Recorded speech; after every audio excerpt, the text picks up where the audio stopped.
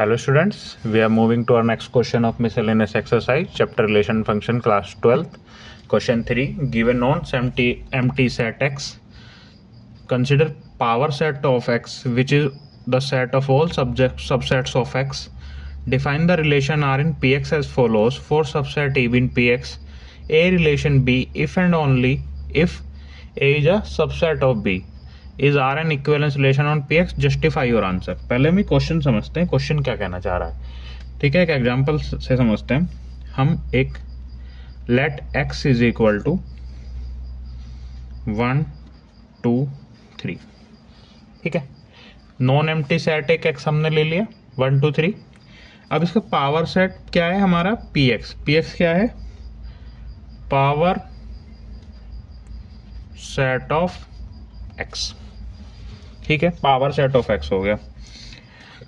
Power set क्या होता है? Set of all subset of x, set of all subsets of x. ठीक है, अब हम इसके सबसेट निकालेंगे। सबसेट कितने होते हैं? सबसेट कैसे पता चलेगा? 2 की पावर n, और कितने अंदर एलिमेंट है? 2 की पावर क्यूब हो जाएगा, 3 है तो 8 लिखने पड़ेंगे। ठीक है, 8 इसके सबसेट होंगे टोटल। तो लिखो, सबसे पहला 5 हो गया एम्प्टी सेट, उसके बाद 1 2 3, 3 तो 4 हो गई। अब एक 1 2, उसके बाद 2 3, उसके बाद 1 3, और उसके बाद एक वो खुद 1 2 3। ठीक है, ये हो गया। अब यहाँ पे जो 1 है, इसके अंदर जो 1 है, 1 किसका सबसेट है? 1 और 2 का। ये इसके अंदर भी आता है तो इसका सबसेट हो गया। तो 1 का रिलेशन किससे हो गया? 1 और 2 से। ये कहना चाह रहा है। ठीक है, अब हम आगे इसको क्या करना है, हमें इक्विवेलेंस रिलेशन बताना है। तो ए का रिलेशन किसके साथ है यहाँ पे? बी के साथ। If and only if means इसका मतलब क्या है कि ए सबसेट है बी का। ठीक है, तो रिलेशन क्या हो जाएगा? R is equal to A B such that A and B are sets, और ए सबसेट है बी का। ठीक है, ये कहना चाह रहा है। ठीक है, ये जो भी हमने समझा, सेट ऑफ ऑल सबसेट लिख लिया हमने इसके से। तो फिर जो 1 है वो किसका सबसेट है? यहाँ पे 1 और 2 का भी सबसेट है वो। तो 1 का रिलेशन किससे है? 1 और 2 से। ये कहना चाह रहा है ये। सबसे पहले हम इसको क्या प्रूफ करेंगे, क्या चेक करेंगे? रिफ्लेक्सिव।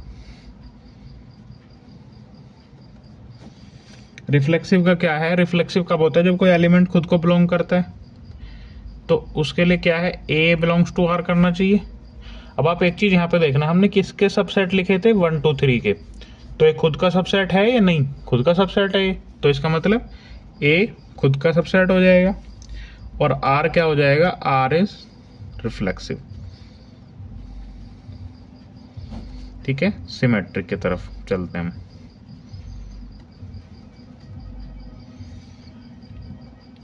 सिमेट्रिक, अगर सिमेट्रिक क्या कंडीशन होती है? If A B belongs to R then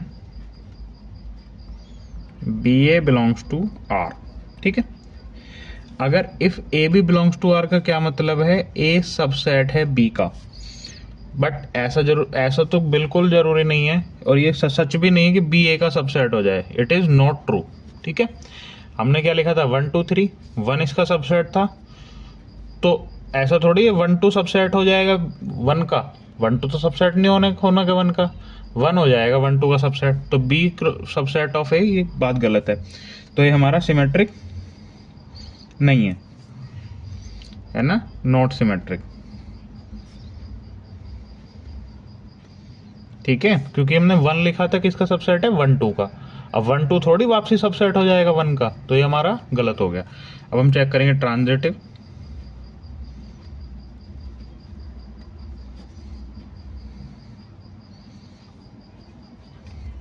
transitive है सिंस ए बी हमारा बिलोंग कर रहा है रिलेशन को, और एंड बी सी भी हम लेट कर लेते हैं रिलेशन को बिलोंग करेगा, ठीक है।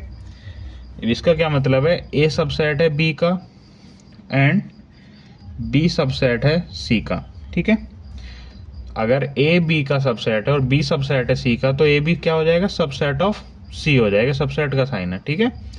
तो ए क्या हो जाएगा, सबसेट ऑफ सी हो जाएगा। देन क्या हो जाएगा, ए सी बिलोंग्स टू आर, ठीक है। तो ये कंडीशन हमारी क्या थी ट्रांजिटिव की, if A B belongs to R and B C belongs to R, then A C belongs to R. तो ये हमारा ट्रांजिटिव भी हो गया, ठीक है। ट्रांजिटिव ये है, रिफ्लेक्सिव भी ये है, ये सिमेट्रिक नहीं है, तो इसका मतलब ये इक्विवेलेंस रिलेशन नहीं है, ठीक है। Hope you understand this and thank you very much.